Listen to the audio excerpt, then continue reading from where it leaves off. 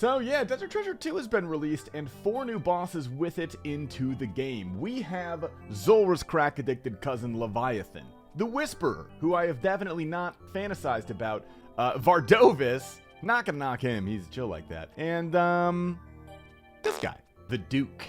And you know what that means, boys. It is time for a goddamn sweaty Sunday. That's right, gamers, let's go. I've been waiting on a new boss forever, and I am so excited. And of course, do not worry, I will get to all of the bosses. But if you know me, you know the one thing that I love in RuneScape is pets. And let's be real, Duke is the best in the game. I mean, just look at him. Anyway, according to our long-standing good luck tradition, which I definitely did not just make up, we have to get our first kill here and see the loot to determine how good our luck is going to be today. It's like that one scene in Red Dawn where the dude has to drink the deer blood. I don't really know how it's like that, but it feels similar. Oh, that's loot.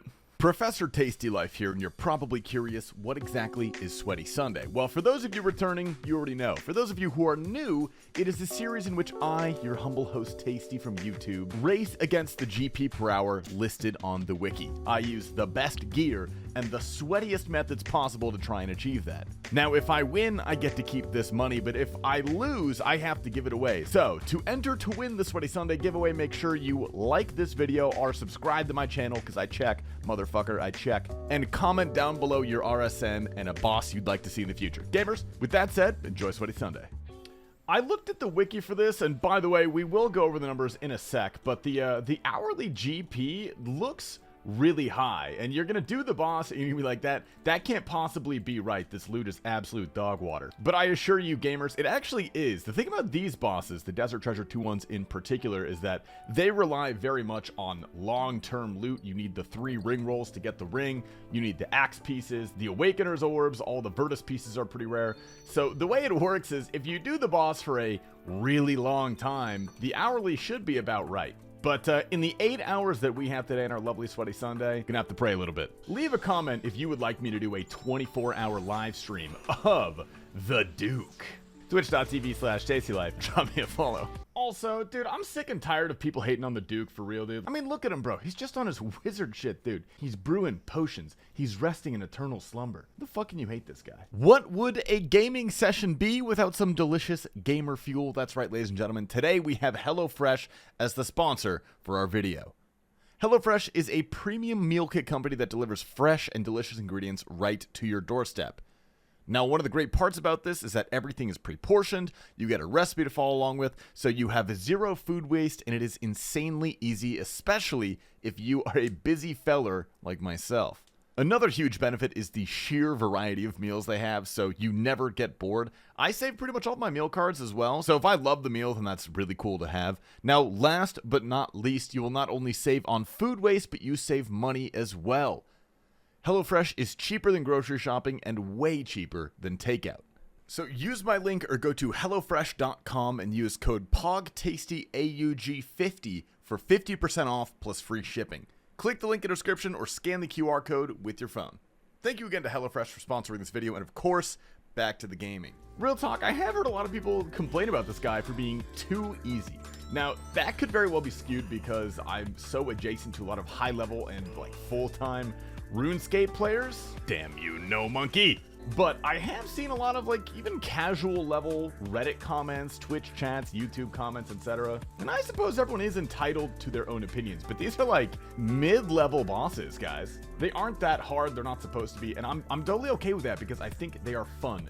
Duke especially is really low-key, he's easy to farm, he's somewhat repetitive. It strikes the perfect balance for some good old classic RuneScape grinding, which I haven't done in a while, and honestly, I'm pretty excited to. Hello? Yeah, sorry, it's not on speaker, my bad. Man, I'm on the goddamn phone. Sorry, my car is in the shop, dude. My AC blew out, my battery blew out, my wheels are falling off. Goddamn Subarus. That, my friends, is an Awakener's Orb, which is actually one of the few drops that's fairly common that makes us a little bit of money. I'll go over the drop table in a little bit as well because it's a really, really interesting one, and it's very different from how the rest of the game operates. Oh, I thought he died. Oh, God. Beautiful. Okay, that is our first trip down, and that's like basically 10 kills, almost 9 kills. Not bad. Dude, 3.1 mil. I can't believe they're going up.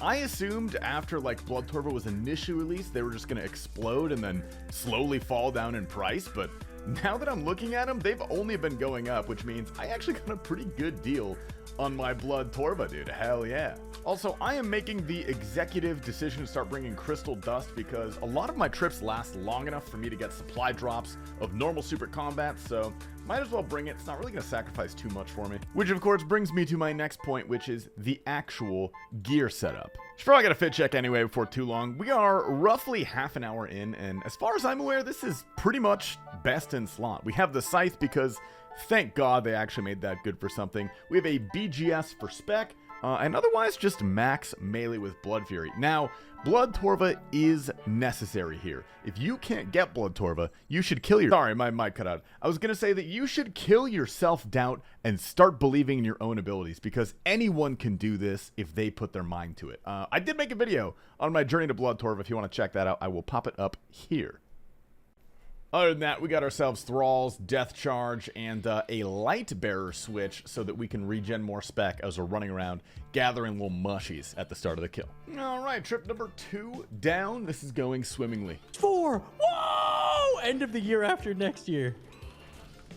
There's a lot of autistic people that play RuneScape. No Monkey is by far my favorite. Oh! We got a chromium ingot. That's the first one I've ever gotten. On 400 KC exactly. Let's go, dude. That's beautiful. We love to see that. Okay. I was playing Team Fortress 2 last night. Dude, you gotta be real burnt to be playing Team Fortress 2. See, that's why you can't be too good at RuneScape, man. Because then you're gonna be playing Team Fortress 2. I'm grinding Duke. I'm grinding Duke, the easiest boss in the game, and I'm having the time of my life. I'm having so much fun killing this boss because I'm an idiot. This boss is brain dead. It's literally like a perfect match, man. It's a match made in heaven. Are you a VIP? Or a fucking... Oh boy, nice quartz! I don't care at all. All right, bit of a temperature check here. Stream did just end. We managed to snag exactly 4 hours. What is this guy trading me? A spoon. Okay, thank you. Right. Anyway, we are at exactly 4... God damn it. Dude, okay. I have the film somewhere else. Give me a sec.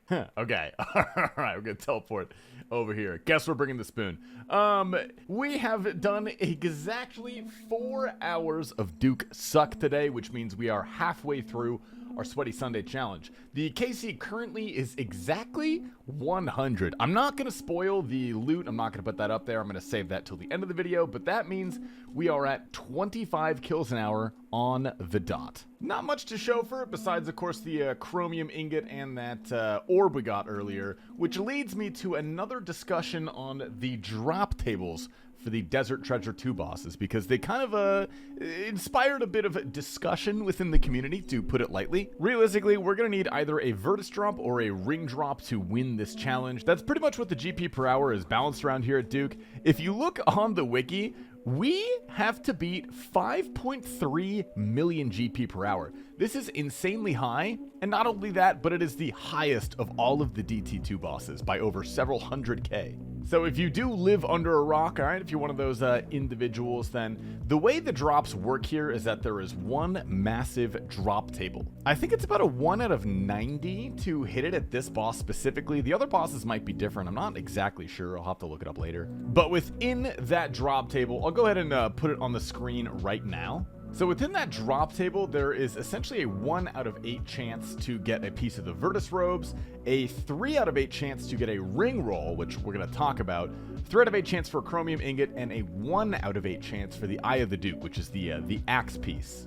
Now, what's really causing the most strife within the community is the way the ring pieces work. The ring essentially works the same way as the Hydra ring. If you've ever done Hydra, if you have 95 Slayer, you'll know that the Hydra ring drops in 3 pieces. Now, each piece by itself is completely meaningless, but once you get all 3 pieces, then you can add them together and make the ring and sell it, becomes tradable, whatever. It essentially works the same way as that. There's 3 pieces you need, except the first 2 drops are empty, and you don't know that you get them. It's like secret. It doesn't tell you that you have, 1 or 2 rolls already on the ring. You have to wait till you get the 3rd, and then boom, the ring appears on the ground. Why the fuck do I have a raw summer pie in my inventory? What the fuck? Dude, did that guy at the GE give me a raw summer pie? Oh my god, dude. That threw off my mojo so goddamn. I'm getting out of here. I'm leaving, dude. I'm resetting. The mental is just gone, dude. Who gives you who has a raw summer pie in their inventory, dude? Anyway, the new ring drop rate essentially makes it so that you can't get as lucky, but you also can't get as lucky. The drop rate is essentially the same as it would be. It's just a lower variance, and people are upset by this because they don't know how many ring rolls they have. But fundamentally, this is literally no different. Like, scientifically, mathematically, dude, it's literally no different than just having the ring drop be, 3 times as rare, and you just get it when you get it. That's right, my official stance. If you hate the ring drop mechanics, you are a baby. Wah! Alright, I'm feeling way better. Also, the Summer Pie Tech, which I brought up in stream at some point. I don't know if I put the clip in here. Summer Pie Tech is actually fucking OP. It's actually insane. Highly recommend for any dukers out there. If you want to get duked on efficiently, man, Summer Pies. If you're wondering why, it's because they heal the same as an angler, but they also restore run energy, which you're doing a lot of, so GG.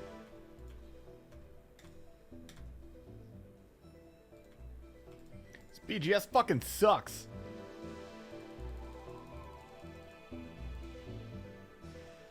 Oh my fucking... That's gotta be like a PB, bro. That's fast as fuck. I tied my PB exactly? Ooh, okay. I honestly love these supply drops. I love the drops in general at these bosses. I know we were just talking about the drop tables, and I honestly think I'm a big fan. I don't think they could have done these any better. The normal drops are complete and utter dog shit. That is technically true. But I feel like every couple of hours you see something moderately interesting, be it a clue, a crystal, Awakener's Orb, an ingot, whatever it might be. You see something cool pretty regularly, and then you see something really cool every, 5, 10 hours, and then you see something fucking disgustingly cool every 30, 40, 50 hours, being the rings. I would argue that is honestly really good loot pacing. There's also another really unique drop mechanic to the Desert Treasure 2 bosses, and that is perfect kills, which I just failed right there. So if you don't take any avoidable damage throughout the entire fight, then your normal loot roll is increased by 50%. You get 50% more of whatever it is that you were going to receive. This does not increase your chance to hit the rare drop table or like pet chance or anything like that. It doesn't increase any of that, just the regular loot, which sometimes it's pretty good, bro. Like, you can get a 30, 45 rune ore drop, and that's, that's money. Overall, if I'm being honest, I don't think it's particularly worth going for perfect. I mean, I never bother with it. I'll run directly through those poison vents, as you just saw. I don't care. I don't want an extra 100 mine runes. But it's a cool, unique little factor that gives some flavor to these bosses, so thumbs up. All right, KC 500, by the way. Little KC checkup. We are a good bit over 5 hours in. And that is pretty much perfect time to leave for this trip, honestly. The limiting factor that I've found always tends to be stamina or potentially divines. Almost never is it food, unless I play badly. If I play badly, then it's food. Okay, fun little factoid as well. I don't think I mentioned this yet. The way that these little explodey lights work that do a million freaking damage, it's like a cone, but the first row in front of them, it's only the very first tile. All right, this middle tile right here that actually gets damage. So if you look at the tiles that I have marked, if you just click on this first one and then click on the mushrooms, it passes you right over the lights. You never have to worry about them. You do have to worry about the shadows, but like, you just don't get hit. Forehead. Anyway. Oh boy. Oh yeah, I did forget to update. We are a little over 6 hours in. We have 2 hours to go, and I have officially run out of things to talk about. So, how's the weather where you guys are? You guys having a good time? You high right now? Do you ever get nervous? What do you want to be when you grow up? Oh, elite clue. Dude, hell yes. Okay. The clue rates at these bosses are actually super sick. Whee! Another one. I was just spam clicking, dude. Hell yeah. Alright. Actually, some money, thank God. Ooh, yo, another one. Okay. I don't know how rare those are. I'm going to look it up, but I think that's lucky. Oh, Jesus. Fuck. I'm going to finish up this kill, and then we'll go back to the bank and do everybody's favorite section, the math. Alright gamers, time for the grand reveal. We just finished 8 hours of Duke and got ourselves 189 kills, or 23.6 kills per hour. Not terrible, I expected about 25. And of course, the moment you've all been waiting for, which is the loot. We got 16.2 mil. That's pretty bad. Granted, we did not get ourselves any of the actual uniques. We got some orbs and an ingot, but we did not get the ring pieces, we did not get Virtus, we did not get an axe piece, and we didn't even get the pet. Just goes to show the fact that this boss is really balanced around the long-term GP per hour. Kind of like Raids is, kind of like God Wars is. But that's interesting because the next 3 bosses I'm going to do for Sweaty Sunday are going to be the other 3 Desert Treasure 2 bosses, and we are going to put them head-to-head to see which is most worth your time. Thank you, gamers, for watching again, and if you enjoy podcasts, remember to check out my Stream Team and I's podcast, Based After Dark. We just started our 2nd season, revamped our Patreon, and of course, remember to stay tasty.